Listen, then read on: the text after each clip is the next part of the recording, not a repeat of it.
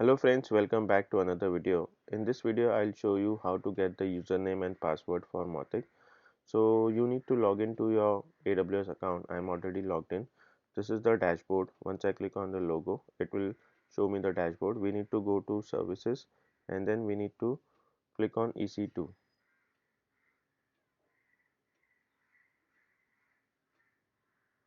So we have one running instance, okay? So we need to click on that.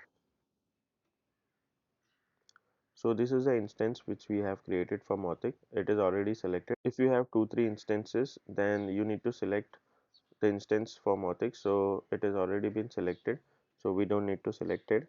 Then we need to copy this IP address. So let's copy this and we need to paste it here.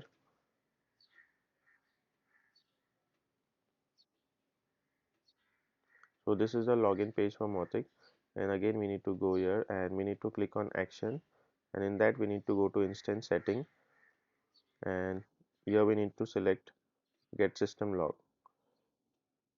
So here we can get the username and password. We need to come down a little. So here is the username. Username will always be user, and this is the password. So we need to copy this and close this. So we can change the password once we are login. So I'll do that. So if I write the username and then password, and then if I click on login, so it will logged in into my dashboard.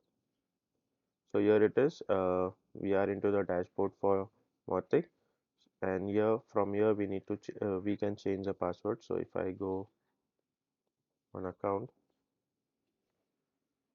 here we can add our username. So I'll give the username my name, okay, and the password and last name will be Kasmani, so I'll put the first initial K, and here we can add the password.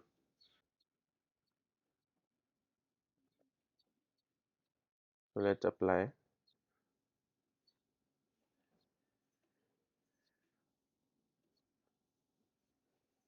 and if I refresh it,